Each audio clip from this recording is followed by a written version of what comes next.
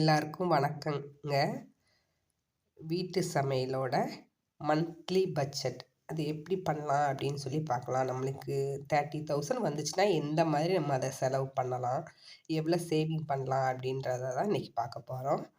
வீட்டு வாடகை வந்து ரூ. 5,000 எடுத்துக்கலாங்க. மல்லிகை பொருள், அரிசி இது ரெண்டுக்கும் வந்து ரூ. 5,000 போட்டுக்கலாங்க. மல்லிகை பொருள் வந்து ரூ. 3,000 வாங்கினோன்னா அரிசி வந்து 1,600 1,800 அதில் கூட ரூ. 200 நம்ம சேவிங் பண்ணலாங்க. பால் எடுத்துக்கிட்டிங்கன்னா ரூ. 40 ஒரு நாளைக்கு கணக்கு வச்சா கூட 30 நாளைக்கு ரூ. 1,200 ஆகுங்க. ஃப்ரூட்ஸ் வந்து வாரம் ரூ. 250 நான் எழுதியிருக்கேங்க. சீசன் ஃப்ரூட்ஸ் வாங்கினீங்கன்னா ரூ. 250 கூட ஆகாது, கம்மியான விலைக்கு வாங்கிக்கலாங்க. மொத்தமாக மார்க்கெட்டில் போய் நீங்கள் வாங்கினீங்கன்னா கொஞ்சம் கம்மியாகுங்க. காய்கறி அதேமாரி வாரம் 500 போட்டிருக்காங்க. ஆனால் வாரம் 500 நம்ம வாங்க போகிறது கிடையாது. ஒரு 600 அப்படின்னு சொன்னால் கூட 10 நாளைக்கு நமக்கு அந்த வெஜிடபிள்ஸ் வந்து வந்துடும். ஏன்னா ஊடையில் வந்து புதன்கிழமை சண்டே அந்த மாதிரி இருக்கும்போது நான்வெஜ் தான் எடுப்போம். அதனால் கம்மியாக தான் ஆகுங்க. அந்த அளவுக்கு ஆகாது. இதுலேயும் கூட நம்ம சேவிங் பண்ணால் இந்த 2,000 கூட சேவிங் பண்ணலாம். அவசர செலவுன்னு எழுதியிருக்கேங்க.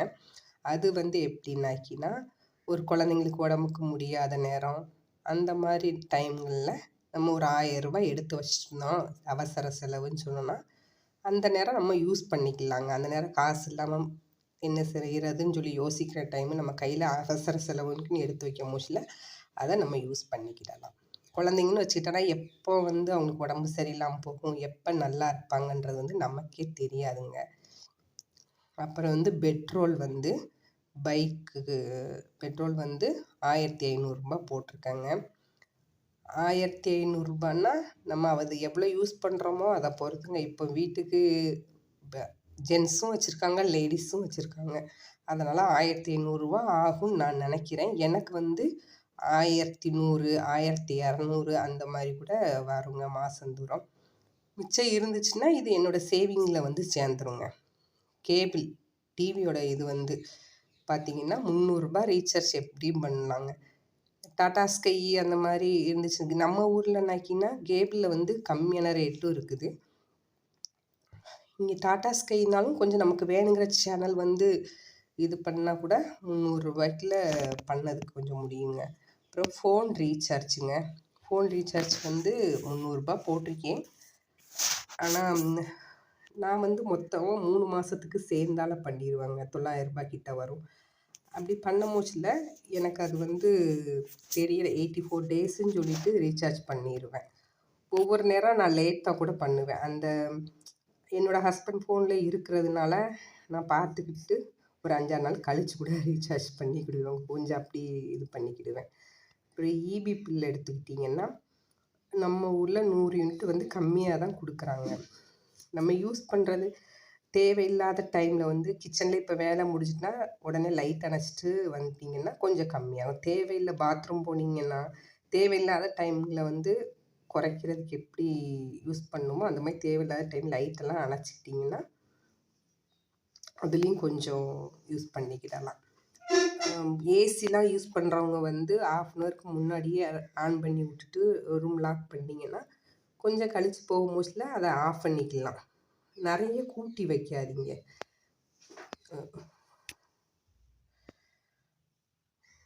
நார்மல் கூலிங்லேயே வச்சு யூஸ் பண்ணுங்கள். என்னோடய பையன்லாம் வந்து 16 அந்த மாதிரிலாம் யூஸ் பண்ணுவான். அந்த மாதிரிலாம் பண்ணுறான் அவன். நான் அப்போ வந்து சத்தம் போட்டு அதை இப்போ கொஞ்சம் குறைச்சிருக்கான், பரவாயில்லாமல் இருக்குது.